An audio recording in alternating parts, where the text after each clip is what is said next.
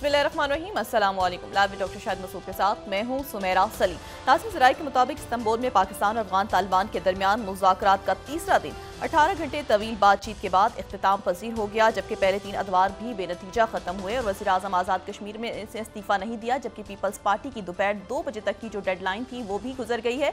और आज़ाद कश्मीर हुकूमत की तब्दीली के हवाले से वफाकी वज़रा पर मुश्तमिल कमेटी का अहम इजलास हुआ, जिसमें मुस्लिम लीग नून ने हुकूमत में ना बैठने का फैसला किया है।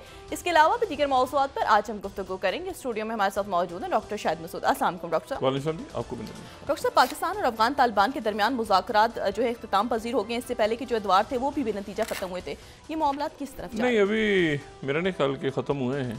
वो कुछ अभी आखिरी जो मेरी पास इतलात थी कि वो ये थी कि दोबारा बैठे हैं सही, और इसका कोई ना कोई नतीजा निकलना चाहिए, वरना तबाही और तसादुम बड़ा और नुकसान होगा, और फिर बैठेंगे और फिर नुकसान होगा। और बहुत सी ऐसी शख्सियात हैं जो दोनों तरफ एक तवील अरसे से वो दोनों तरफ बड़ी अच्छी साख भी रखती हैं, उनकी बड़ी इज़्ज़त भी है दोनों तरफ, और वो उसमें सफारतकार भी हैं, उसमें उलमा भी हैं, उसमें जो कबाइल से लोग हैं वो भी हैं, ताजिर भी हैं, शहरी भी हैं, सिक्योरिटी फोर्सेस के लोग भी हैं। तो मेरा ख्याल है कि और उस वक्त से मेरा ख्याल से जब ज़िया-उल-हक साहब के दौर में जब ये अफ़गान वॉर शुरू हुई थी, तो उस वक्त से मौजूद हैं लोग, बहुत सारी शख्सियात। तो वो मेरे ख्याल से दरमियान में पढ़ के बहुत सारी गलत फहमियाँ, बहुत सारे मामलात, गुलबद्दीन हिकमत यार साहब का भी एक बयान आया हुआ है, बाकी शख्सियात भी, तो वो मतलब है कि इसका कोई ना कोई हल इसमें निकलेगा और निकलना चाहिए। और अगर हल नहीं निकलता और ये वापस आ जाते हैं तो फिर उसके बाद तो फिर दहशतगर्दी या हमले एक दूसरे पे और उससे मामला हल नहीं होगा। मैं वही बात दोबारा दोहरा रहा हूँ कि जियो पॉलिटिक्स जो है वो हमेशा आपके अपने रीजन से स्टार्ट होती है। आप अपने रीजन से स्टार्ट करती हैं जियो पॉलिटिक्स को, और उसमें जो कई दफ़ा बहुत से मामलात को आपको ज़रा ठंडा करना होता है, ठंडा करके आगे चलना होता है। तो वहाँ पर बात यह है कि जो भी बात हुई है, जो भी बातें हो रही हैं, उसकी यकीनन कोई ना कोई नोट्स उसके ले रहा होगा। ये पता चलना चाहिए कि किन उधर से एक बात आती है, इधर से दूसरी बात आ जाती है, फिर वो उसके तो मेरा ख्याल है कि इंतज़ार हम करें और देखते हैं कि वो ये मामला जो हैं ये ख़त्म नहीं होने चाहिए, क्योंकि इधर नाकाम हो गए, ख़त्म हो गए तो इसका मतलब तो फिर एक बड़ी तबाही है ना दोनों तरफ से। ये तो हल नहीं है मसले का। तो अभी देखते हैं कि किस तरह मामला हल होते हैं। और उसमें जो है वो मैंने आपसे कहा ना कि दोनों तरफ ऐसी शख्सियत मौजूद हैं जो एक बड़ा रोल उसमें, उसको जिरगे भी हैं, कबाइल भी हैं, ख़ानदान भी हैं, ताजिर भी हैं। वो अगर इस तरफ कोई वाक़या होता है तो ज़ाहिर है कि इधर भी वही हैं, उधर भी वो हमें हैं, मतलब हर तरफ जो है ना ये फ़ायदा नहीं है। तो देखते हैं कि मामलात आगे किस तरफ जाते हैं। दूसरी बात ये है कि इसमें यह भी देखना है कि जो सेंट्रल एशियन स्टेट्स हैं, चाइना है, रशिया है, जिनका एरिया ऑफ इन्फ्लुएंस है बहुत ज़्यादा, वहाँ से क्या बात होती है, ईरान का क्या मौक़िफ़ है, तुर्किया में क्या बात आती है, अरब ममालिक, ज़ाहिर है कि एक बड़ा तसादुम यहाँ पे रोकने के लिए ये सारे मुल्क, प्रेसिडेंट ट्रम्प तो कह रहे हैं बार बार कि मैं इसको रुकवाता हूँ, लेकिन मेरा ख्याल है कि ये मामलात आपस में ही तय होने चाहिए। इन मामलात को बाहर नहीं जाना चाहिए, ठीक है। पाकिस्तान इंडिया के मामलात भी आपस में तय होने चाहिए। मेरा ख्याल है कि मुज़ाकरात ऐसे होने चाहिए, बाहर से मतलब है कि वो जिस जगह पहुँच गए थे मामलात, फिर वो ज़ाहिर है कि बाहर की पावर्स को आना पड़ा, लेकिन मुनासिब ही होता है कि मुल्क आपस में बात करें तमाम इश्यूज़ पे। सार्क जैसी तंजीम देखें ना, कितनी बड़ी तंजीम थी। आज हम क्या बात कर रहे हैं यहाँ पे? आज हम बात कर रहे हैं कि जी आसियान समिट हुई, ठीक है, और एक कामयाब समिट हुई, और मलेशिया जो है उसमें ट्रेड के ऊपर ऐसे लोग आपस में एक दूसरे से मिले। ये फोरम्स बड़े इंपॉर्टेंट होते हैं। इन फोरम्स का होना ही बहुत से गलत फहमियों को, बहुत से इश्यूज़ को ख़त्म करता है। तो सार्क कितना बड़ा फोरम था, लेकिन सार्क ख़त्म हो गया। तो अब सार्क की एक कमी है जो महसूस होती है, ठीक है, तो उसका वैक्यूम जो है वो कहीं ना कहीं तो कोई ना कोई तो पूरा करेगा। ये जो मुल्क हैं सारे, इनका कोई ना कोई एक ब्लॉक तो बनेगा ना यहाँ पे, जब वो सेंट्रल एशिया और साउथ एशिया और ईस्ट एशिया के कुछ मुल्कों का बने, चाइना बनाए, रशिया बनाए, कोई भी बने, एक ब्लॉक तो बनेगा। ये तो एक पूरा का पूरा बहुत बड़ा इलाका है। अच्छा, तो एक तो ये बात है। दूसरी बात ये कि पिछले 24 घंटों में, अगले 24-48 घंटों में क्या हो जा रहा है, रोज़ के वाक़यात इसलिए कि तेज़ी के साथ पेश आ रहे हैं वाक़यात। पहली बात तो ये है कि प्रेसिडेंट ट्रंप जो है वो उन्होंने आज जापान में ही है, जापान का, वो मलेशिया से जापान आ गए थे और कल उनकी बादशाह सलामत ने उनको खुशामदीद कहा था। आज उनको जो है वो उनका जो वज़ीर आज़म है उनसे मुलाकात हुई। दिन उनका बड़ा बिज़ी और बड़ा आप कहें कि ये जो है ये एक मसरूफ़ दिन उनका गुज़रा। अच्छा, इस मसरूफ़ दिन में अगर आप मुझसे पूछें कि क्या हासिल हुआ है जापान को, तो मेरे लिए मैं शायद उस पर प्रॉपर कोई तज़किया नहीं कर पाऊँ। बहुत सारे वो जो ग्रुप्स होते हैं ना जिसमें वो डिस्कशंस वगैरह हो रहे होते हैं, और व्हाट्सएप ग्रुप्स और ये सारे, तो उधर दोस्त अहबाब के बने हुए हैं मेरे बहुत से ग्रुप्स हैं ना, साउथ ईस्ट एशिया कहीं डिस्कस हो रहा है कि आसियान, वो डालते रहते हैं लोग अपने अपने कमेंट्स। तो 2-3 बातें जो हैं वो इसमें, पहली बात तो ये कि प्रेसिडेंट ट्रंप इसको कैसे देख रहे हैं, और दूसरी बात ये कि आसियान मुल्क कैसे देख रहे हैं इसको।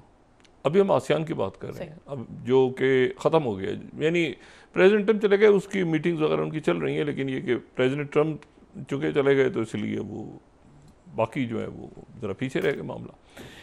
अच्छा, ये अब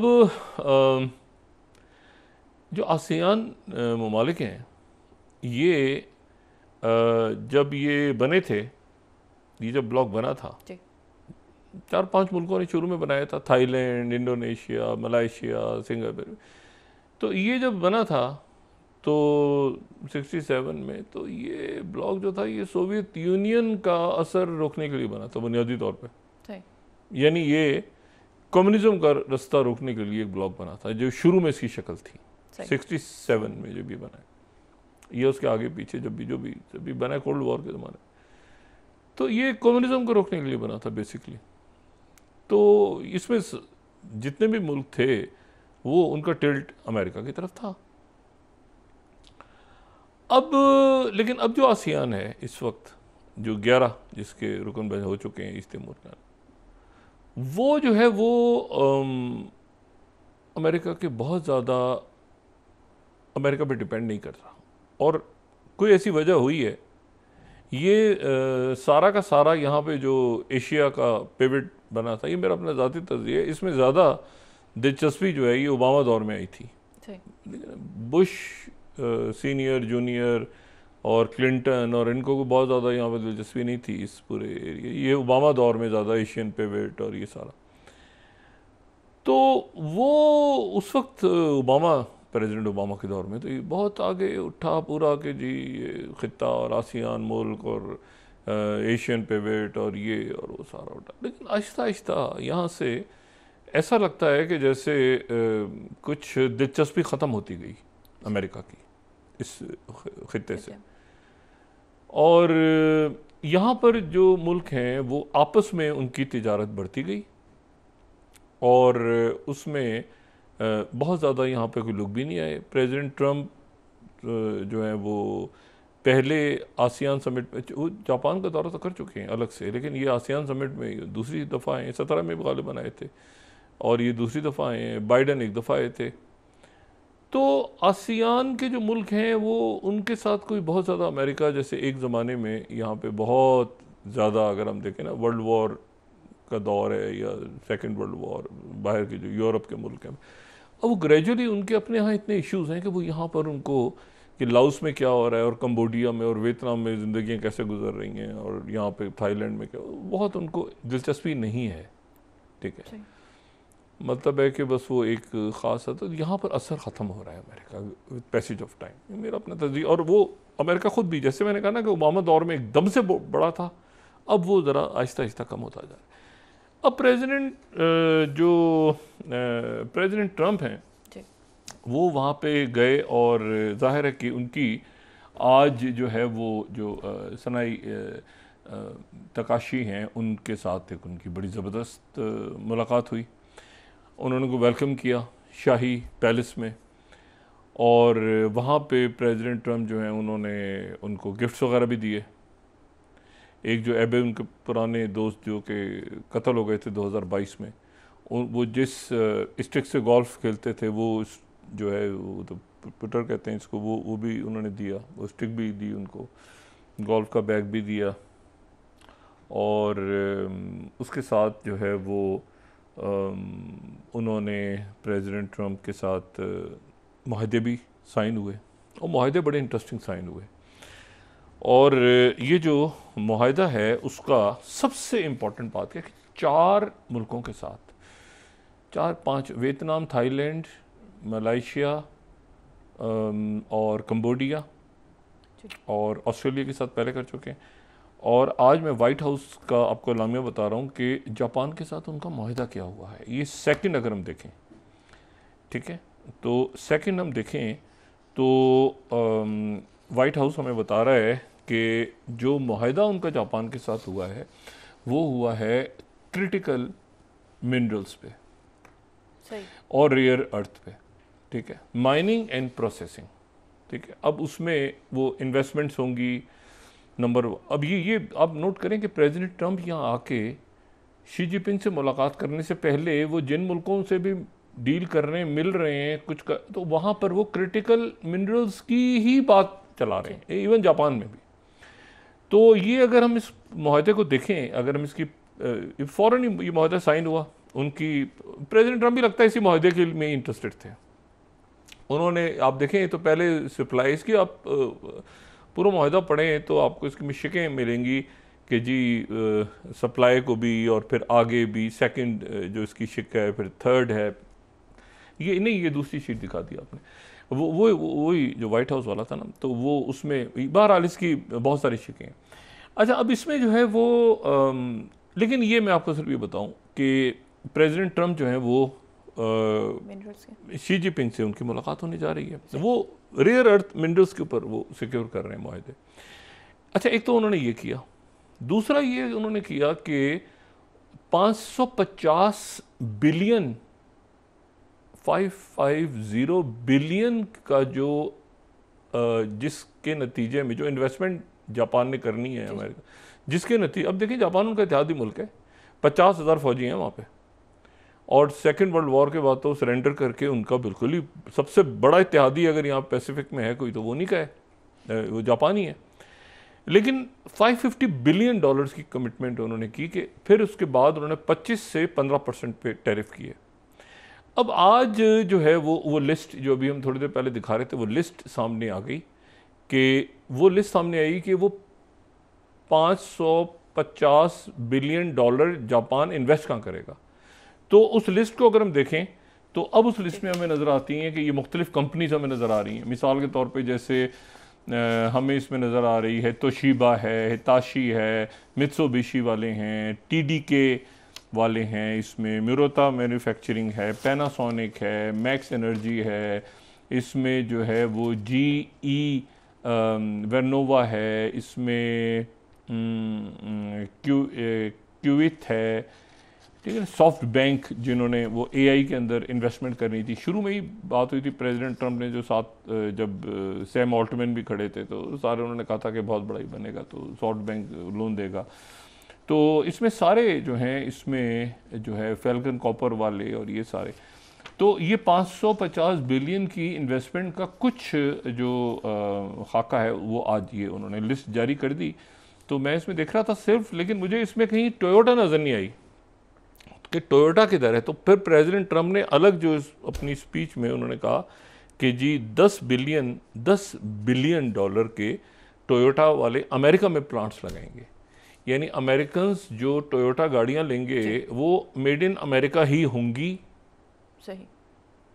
और उसका कुछ शायद फ़ायदा जापान को चला जाए, लेकिन प्लांट्स वहीं लगेंगे, वहीं गाड़ियाँ बनेंगी, वहीं वो तो टोयोटा भी अमेरिका में ही बनेगी, तो 10 बिलियन की वहाँ पे इन्वेस्टमेंट होगी। सही। तो ये प्रेसिडेंट ट्रम्प, उसके बाद प्रेसिडेंट ट्रम्प जो है वो, अच्छा प्रेसिडेंट ट्रम्प जब ये बड़ा इम्तिहान था उनकी प्राइम मिनिस्टर का भी, उनकी प्राइम मिनिस्टर जो हैं सुनाई तक वो जाहिर है अभी उनको एक हफ़्ता भी नहीं हुआ, एक हफ़्ता भी नहीं हुआ अभी प्राइम मिनिस्टर बने, और ये उनका बड़ा डिप्लोमेटिक चैलेंज था कि वो फ़ौरन ही प्रेसिडेंट ट्रम्प और फिर आसियान और फिर वो एपेक में भी पहुंच रही हैं, तो ये उनका एक बड़ा इम्तहान था कि वो कैसे इससे नफरत आजमा होती हैं।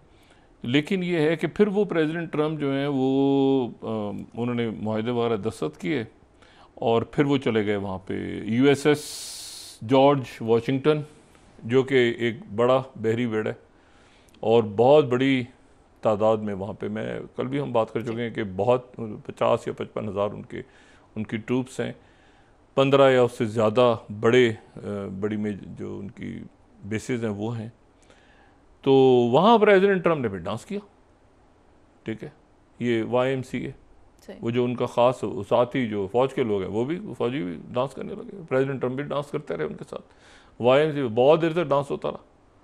तो उसके बाद डांस फौजी भी डांस कर रहे थे, प्रेसिडेंट ट्रम्प भी डांस कर रहे थे, मतलब ये एक नया जो है वो एक है, तो वो भी बड़ा ज़बरदस्त उन्होंने जनाब, वो बहुत देर तक काफ़ी चला, थोड़ा सा नहीं काफ़ी देर तक वो, मैं कही कि शायद इसके बाद ये तकरीब ख़त्म हो जाएगी, थक हार के सब बैठ जाएंगे। था वो जो जापानीज़ प्राइम मिनिस्टर हैं वो प्रेसिडेंट ट्रम्प पे मुख्तलिफ जाके ना फ़ौजियों के दरमियान भी डांस कर, तो फ़ौजी भी खड़े होकर डांस कर रहे हैं।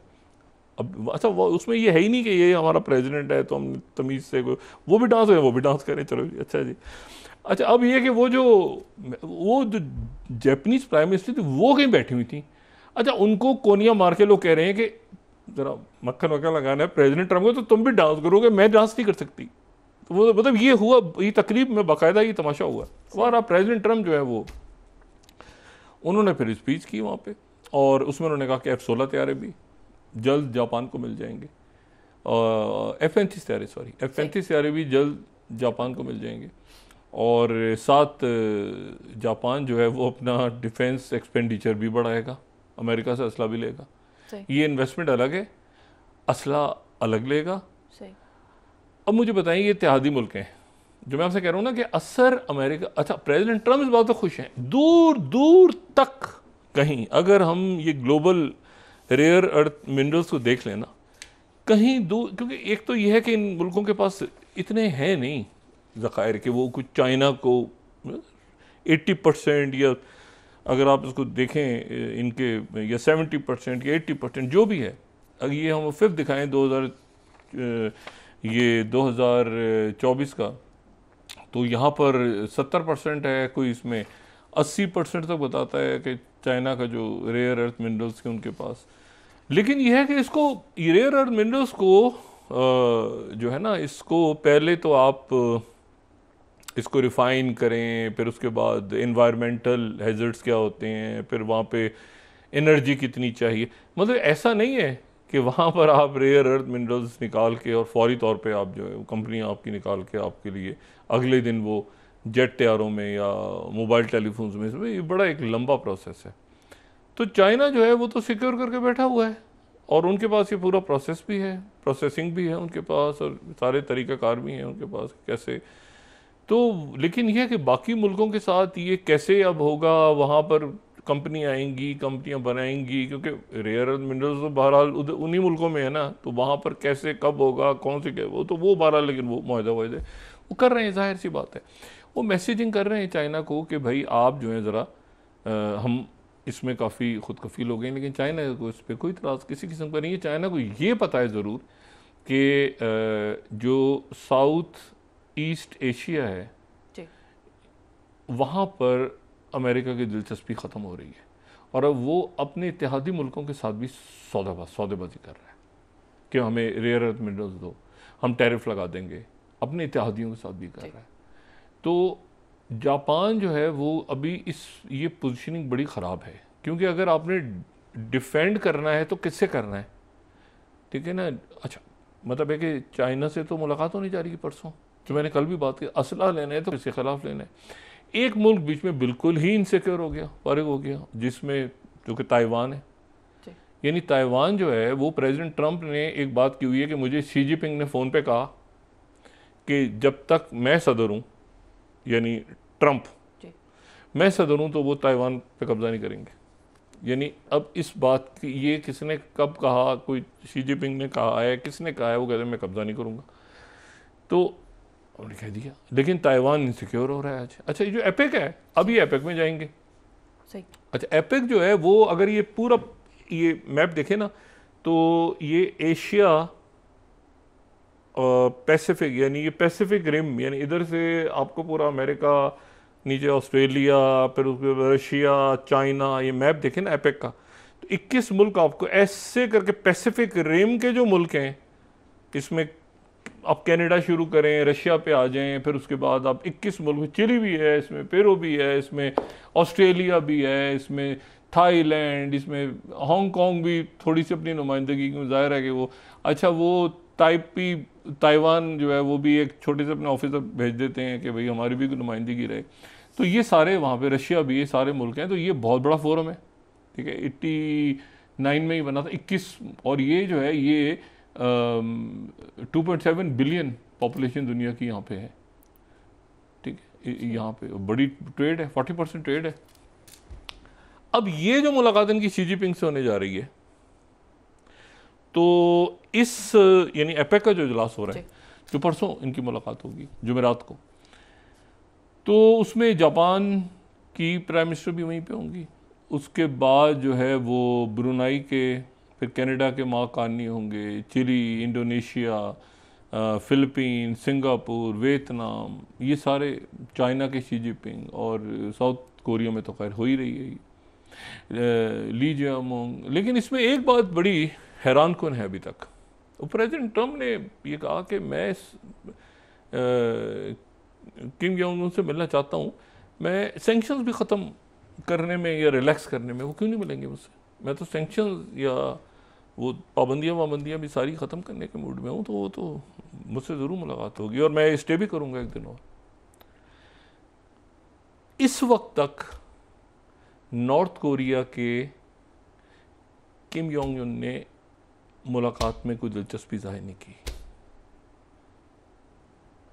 उनकी तरफ से अभी तक जवाब ही नहीं आया प्रेसिडेंट ट्रंप को, और प्रेसिडेंट ट्रंप का अभी तक यही प्लान है कि वो शी जिनपिंग से मिलेंगे। वो एपिक समिट में भी नहीं शरीक हो रहे, वो उससे पहले ही वापस निकल जाएंगे। वो वहाँ पे कोई हेलोइन वगैरह के कोई फंक्शंस हैं, कोई वाइट हाउस में, वो रोकने के लिए तैयार थे। लेकिन अब उन्होंने कहा है कि वो, क्योंकि अभी तक 2 रोज़ पहले, 48 घंटे पहले तक नॉर्थ कोरिया की तरफ से किसी किस्म का जवाब ही नहीं आया कि प्रेसिडेंट किम उनसे मिलने में इंटरेस्टेड है, और कहाँ मुलाकात होगी, कैसे होगी।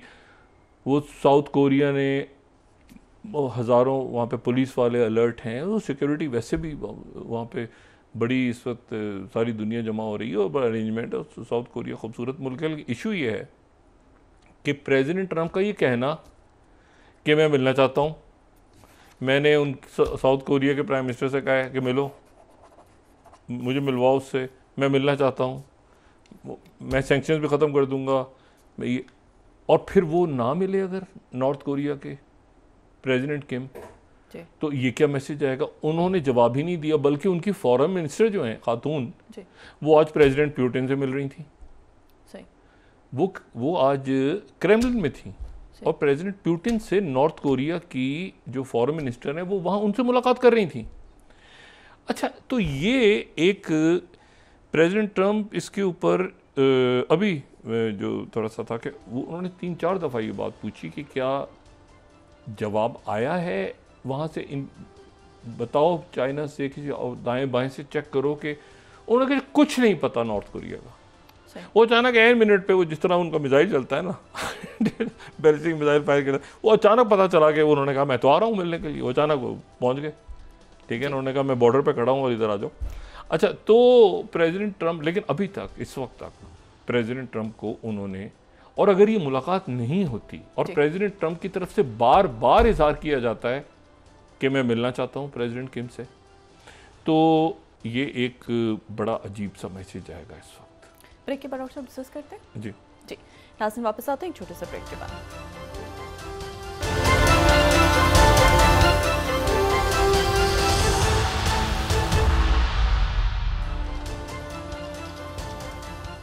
वेलकम बैक नाज़रीन। डॉक्टर साहब, आज़ाद कश्मीर हुकूमत की तब्दीली के हवाले से फ़ाकी वज़रा पर मुश्तमिल कमेटी का जो अहम इजलास हुआ उसमें मुस्लिम लीग नून ने हुकूमत में ना बैठने का फैसला किया है। हाँ, ये कोई बहुत मेरा नहीं ख्याल कि कोई बहुत कोई चंद महीने रह गए इलेक्शन में किसी की हुकूमत बन जाए, वो ये ऐसे ही जो है ये कोई बड़ा इशू नहीं मेरा ख्याल है। ये वज़ीर आज़म ये रहे हैं, तब्दील हो जाएँ, कोई दूसरा बना लें।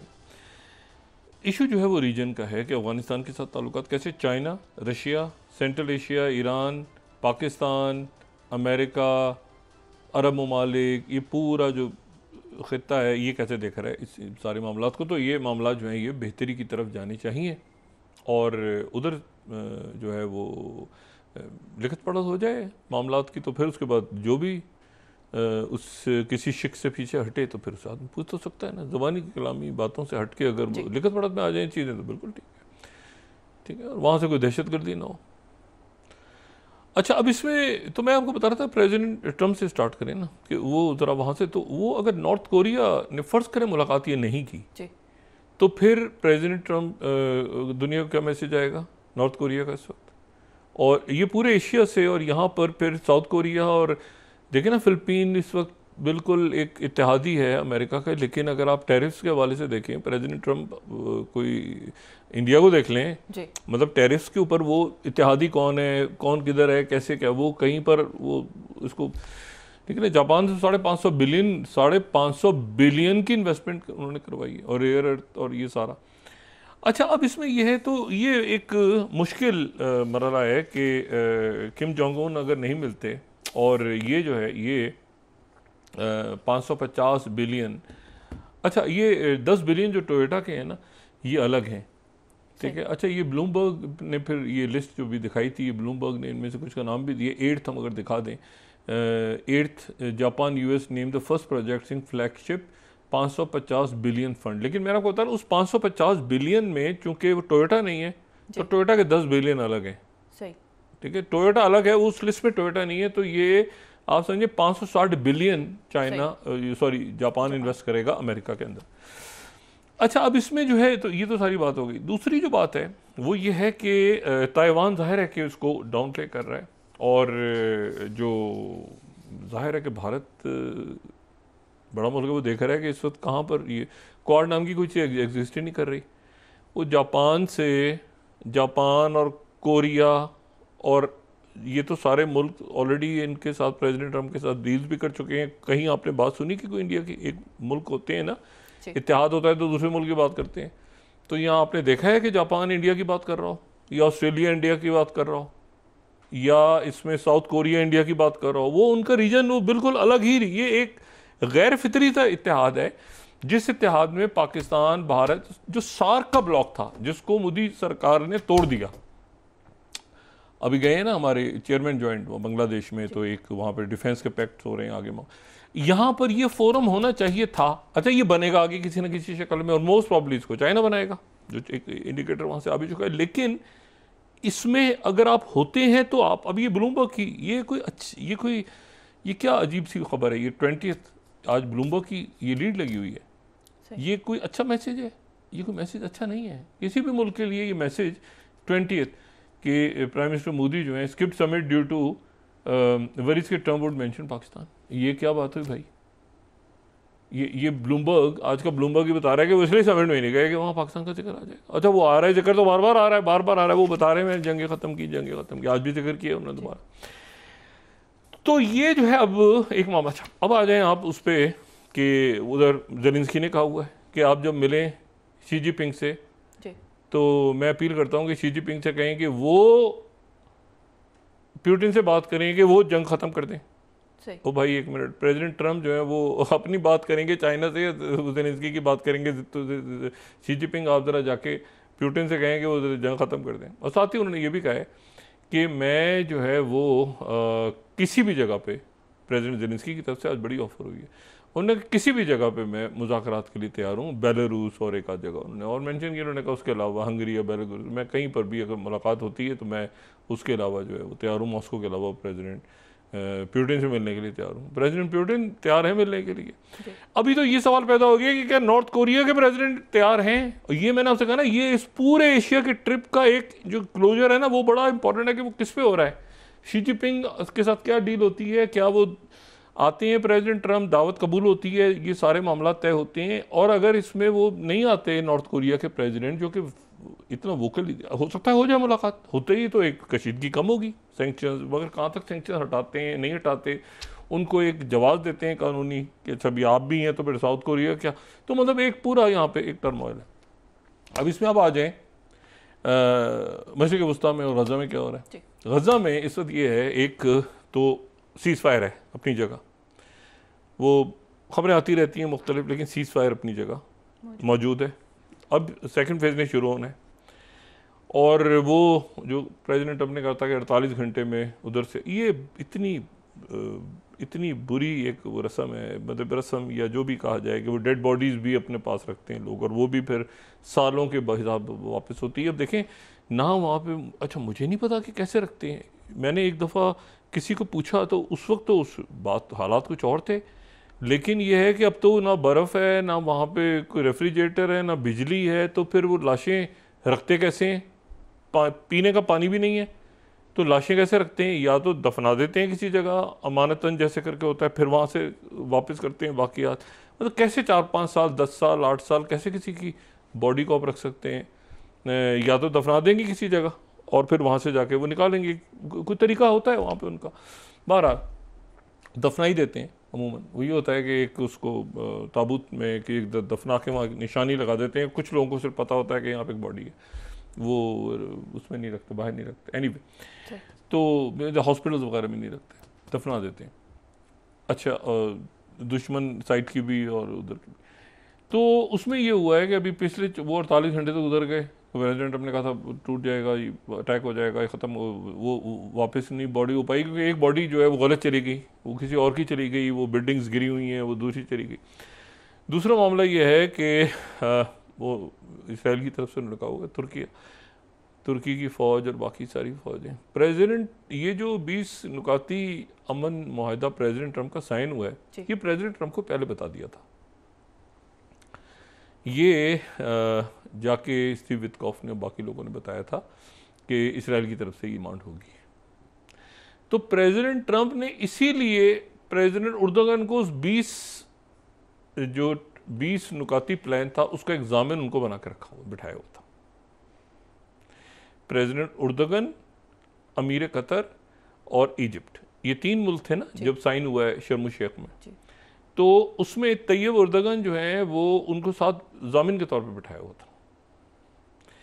अच्छा, और तीनों मुल्क वो जहां पर हमास के लोग मौजूद हैं और जहां पर हमास की बातचीत होती रही है, यानी कतर में और तुर्की में और मिस्र में, अभी भी मिस्र में खलील है मिस्र में। तो यहाँ पर जो है ये तीनों मुल्क जो हैं ये चूंकि हमास के साथ, हमास की भी बात, हमास इनकी बात सुनता है, हमास की, तो ये मीडिएटर वो मुल्क हैं, तो उनमें से एक तुर्की है।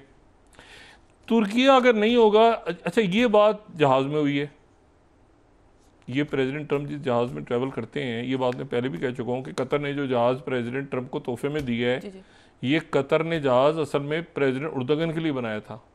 ये प्रेसिडेंट ट्रम्प के लिए नहीं बना रातों रात जहाज़, और ये प्रेसिडेंट ट्रम्प को कोई बताए भी ना, वरना वो बहुत शदीद उनको वही समझते हैं कि ये जहाज़ मेरे लिए कतर ने बनाया। कतर ने ये जहाज़ कोई 2013-14 में बहुत ज़बरदस्त बना के रखा था, ये प्रेसिडेंट उर्दोगन को गिफ्ट करना था। उसमें ताख़ीर हो गई, खड़ा रह गया जहाज़, फिर इसको आके फ़रोख्त कर दें, फिर वो बात ख़राब हो गई, वो प्रेसिडेंट ट्रम्प आ गए, उनको जहाज़ दे दिया उन्होंने दोबारा उसी स्टाइल में बना के। तो ये जहाज़ असल में प्रेसिडेंट उर्दोगन का तोहफ़ा देना था कतर ने। एनीवे, तो अब प्रेसिडेंट, अच्छा वो कहते हैं मेरा बेस्ट फ्रेंड है, बड़ा सख्त है, मैं मुश्किल वक्त में इसको फ़ोन करता हूँ, लिया आता है। उन्होंने इम्प्रेशन भी यही बनाया है। ऐसे ये जो इम्प्रेशन बनाया है उर्दोगन का, आपने नोट किया इस पूरे अरसे में प्रेसिडेंट उर्दोगन का एक इम्प्रेशन बनाया है कि ये बहुत मेरी बात ही नहीं सुनता, मैं इसको बहरहाल मनवाता हूँ, ये करता हूँ, क्योंकि प्रेसिडेंट ट्रम्प को अच्छी तरह पता है कि इसराइल ने ये तुर्किया की फ़ौज के ऊपर एक मसला खड़ा करना है, तो वो पहले से ही उनको पता है अच्छी तरह कि ये तो नहीं कर रहा, अच्छा मैं क्या करूं, ऐसे क्या करूं। 10 बिलियन का तो उन्होंने